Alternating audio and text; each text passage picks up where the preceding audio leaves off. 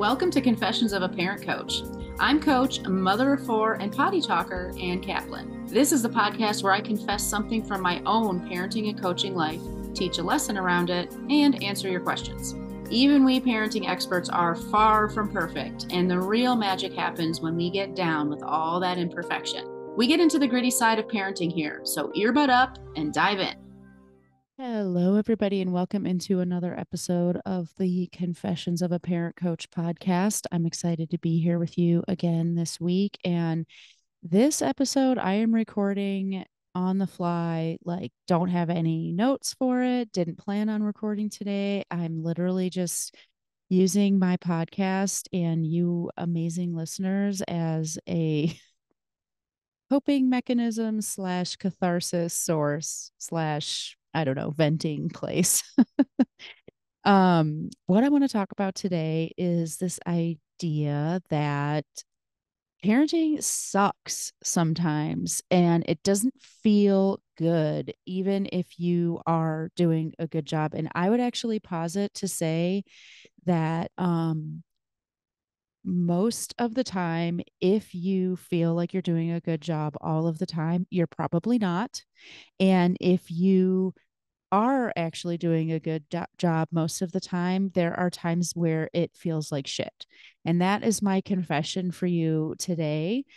This moment right now, I do not feel like a good mom. I feel super crappy, and I want everybody to know that it doesn't always feel good to be a good mom. And I don't mean the like heartbreak you feel when you have to say no to your kid and they're really sad because they don't get to go out with their friends or they don't get to have the expensive thing at the grocery store that they asked for or whatever. That's not what I'm talking about. I'm talking about how it feels to be in the shit with your kid and there isn't a solution and it's probably going to take a really long time to get to the other side of it. And even though you know that you're not necessarily doing anything wrong or you're saying all the right things, like nothing, there's no relief from that place. And that is where I am today.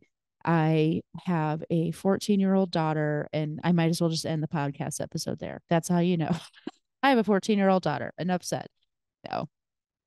I have a 14-year-old daughter who is just kind of her own worst enemy in so many ways. She is just really that person who creates a lot of drama for herself. She feels all of the intense feelings of being stuck in her drama. She doesn't 100% see how she actually has power to change her circumstances. And I think, and if we anybody out there with teenage daughters might agree with me on this, I think she actually doesn't probably want a whole lot to change her drama. So everything is just like so hard. Conversations are so hard. And you can't fix anything for her. You can't ever get to a place where she sees the light. You can't get to a place where we have some sort of resolution or solution or plan moving forward. It's just lots of conversations that don't have any sort of conclusion, and they're not one and done, and everybody leaves the conversation feeling just as shitty as they did when they started it. Oh, I hope you can hear in my voice the like pit in my stomach right now. That's where I'm at as a parent right now with this kiddo. And I love her to death, but I really don't enjoy being around her sometimes. And and I can't walk this walk for her. Like she just has to figure it out for herself. And that's actually one of the things she said in our conversation today, where I'm like, how can we help you so that we don't have this, challenge in our family? And she's like, I just need to figure it out for myself. And I'm like, okay. In the meantime, while you're figuring out for yourself, like, do you have any suggestions for the people around you who are, really experiencing some unpleasant tension and discomfort while you figure this out? And she was like, no, basically, you all need to be patient and compassionate for the fact that I'm a hot mess and I need to just be a hot mess. And I hate that answer. So that is where we are. And what I want you to take away from this isn't only the solace of knowing that you're not alone, although let's take a pause there because that is actually huge. And I'm going to come back to it in a minute. But not just that solace, but also just some reassurance that that's what conversations are supposed to be in a healthy relationship where you're not actually trying to discipline through your words, where you're not using verbal discipline, where you're not trying to have conversations with your kids where the outcome is, so in conclusion, you should do this, or it was bad for you to do that, or don't do this next time, or you have to act like this going forward. If you are really committed to not bringing that energy into your conversations with your kids, one way you'll know that you're doing it, quote unquote, right, is that you're going to feel just as shitty at the end of your conversation as you did when you started it. Why? Because you didn't reach a resolution. There is no resolution. It is just crappy until it's not crappy anymore. And how we get to the place where it's not crappy isn't all of the problem solving and strategizing that we think it is. We as humans are problem solving machines. So we think when there's this challenge that we're in the midst of, we're going through a hard time, or one of our kids is going through a hard time, our egos, our like front part of our brains tell us the way to get through this hard time is to solve this problem. Let me get from A to B, XYZ. Let me strategize. Let me analyze. Let me justify. Let me defend, all of those things. Nope. The actual way that you get through a hard time is by this incremental perseverance. It's really never linear. It's really never clear. And it's really never neat and organized and pretty. It's not. Think about any hard time you've ever gone through in your life. Think about any time that you've gone through like a dark chapter or a dark night of the soul, as Thomas More would say, which, by the way, if you are in a dark night of the soul, that book is very helpful.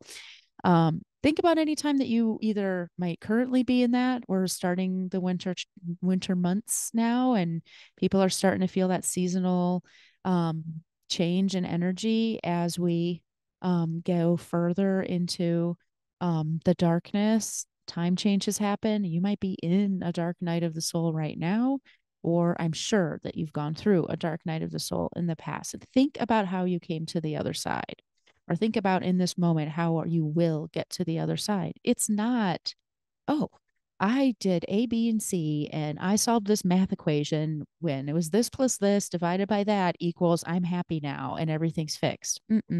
Nope.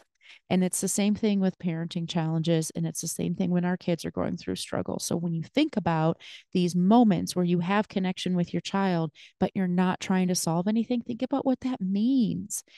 It means that there's no fucking solution. You have a conversation and it still feels like shit. The only thing, and you need to pay attention to this and look for it, is this tiny little bit of a lightening, of a lessening, of a release. If you just feel that tiny little bit, and the only reason why you feel that, it's not because you solved a problem. It's because you felt human connection and you are maintaining that, as you've heard me talk many times before, that beautiful golden thread between you and your child. And that's it. Besides that tiny little moment, that little brief kind of like breath of release of like, okay, we're still in connection. We still love each other, or there's still a human in there, or I still have feelings beyond rage. Besides that, it's still going to feel like shit on the other side because that's just part of it. It's really about, and I tell my clients this all the time, that feeling of walking alongside your child while they figure out their stuff, walking alongside their child while they go through their dark night of the soul. That's just it. You're not actually making this problem go away. You're just being present while there's a problem. And I can tell you right now, if you feel like I feel right now after this conversation with my family, that might be a sign that you actually are doing it right, even though it feels yucky. It does not feel good. Where we're doing when we are parenting this way is, instead of seeking that stroke for our ego that gives us this like false sense of delusion that, okay, figure that out, solved it, done, moving on. That's what we want, right? We are doing this courageous work of saying, yeah, that's what I want, but it's not real and it's not actually the right thing for my kid or for me. So instead of giving myself this quick fix that's just this hit that I want, I am going to be courageous and actually stay present without an agenda. Let this suck. Let this not be finished in a one and done conversation. Let this be what it actually is and take as long as it actually needs to take, and look like it what it's actually going to look like on the other side. And if you are doing that today, that means that you probably don't feel amazing all the time in your parenting, and it also means that you're an amazing human, warrior, parent, just a very, very courageous human. And so I salute you. And now let's go back to that whole community and validation and solace thing that I brought up in the beginning. Let's take a pin out of that and look at it. Do you know how important it is to know that you're not alone? It is massively huge. Human beings, biologically, chemically, we are social creatures, and nothing feels more isolating than parenting when the chips are down and the shit hits the fan instantaneously. And especially if you're that like doom scroller social media delver, all you see is evidence that nobody has it as bad as you. Nobody understands you. You're in this by yourself. And probably not only are you alone in it, but it's your fault. And you are singularly flawed human who has royally screwed this up. This is why I started my group program. I sat down and thought, what would I have wanted when I first had my kids? And I was super alone when my first kiddo was born. I didn't know anybody else who had children. I was the oldest of my families and my generation. So none of my cousins or siblings had kids. None of my friends were having kids. I literally knew zero people with children, and I was such a mess. And when I thought back later as a successful parent coach who had already been doing private work for many years and was thinking, okay, you know what? What would have really made the difference for me when I was, back at that tender age of 25 with a newborn in my arms? Yes, it is the parenting skills. Yes, it is the being able to talk to somebody and having that accountability and taking it beyond a classroom or a book level of learning. Yes, it is the emotional support and the radical accountability that forces me to, level up and face my stuff and grow as a human so that I can actually use all these amazing parenting skills. Yes, yes, yes. Hell yes.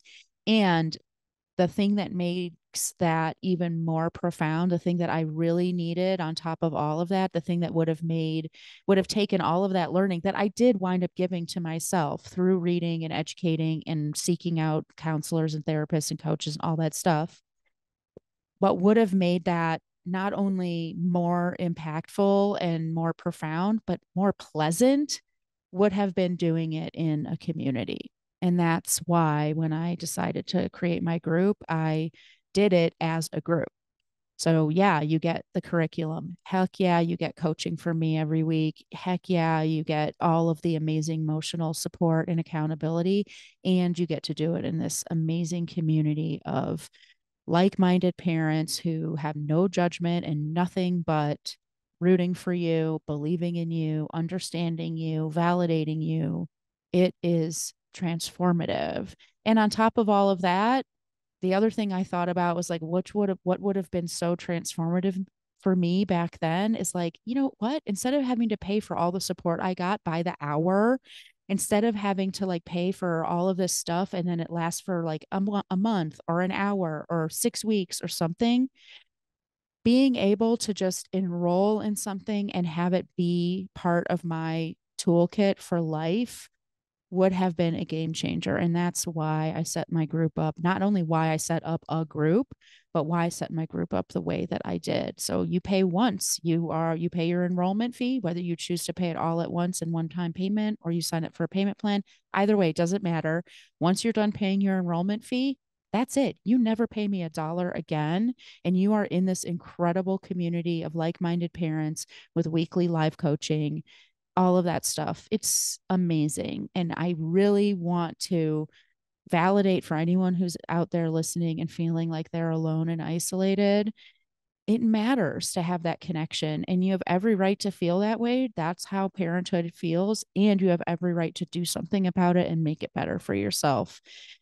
And if you are parenting and it feels so hard, do you know how meaningful it is to be able to go into one of these group calls and say, like, I just had this conversation with my kid. It felt like shit when I started and I felt like shit when I ended, and this sucks. And I just want to go in and like bulldoze this whole situation so that I don't have to feel like this anymore. And to receive not just from me, but from everybody else on the call, like, yeah, I get that. And it's a sign that you're doing the right thing and you can stick it out. Don't throw in the towel. Don't fall back on old patterns. We've got you. It is huge. And that's why, actually, coming up, stay tuned in the new year. I have this amazing group for moms. I'm launching a dad's group, and I've been running it as a pilot program since October, and it is awesome. I love it. I love working with men. More on that in future podcast episodes, the uniqueness of dadding and my experience working with dads and all of that good stuff that will be coming for you. But today, all I want is for you to say that if you feel like crap, you're not crazy, you're not alone, and it might actually be a sign that you're doing something right. I love you all. I hope you have an amazing week, and I will talk to you again next week. Bye, everybody. The episode is over, but there's more waiting for you. You can grab my free workbook, Getting Kids to Listen the First Time, that walks you through the fundamental principles I teach all of my clients and applies them to this very universal parenting challenge. So if you're sick of repeating yourself all day long or just want to learn more about my style, you'll definitely want to go to bit.ly/kidswholisten. And if you're ready to work with me, let's meet. Set up a free call at bit.ly/Kaplan call, and let's create an action plan that gets you exactly where you want to go. And of course, links to all this goodness are in the show notes. Thanks for joining, and I'll see you next time.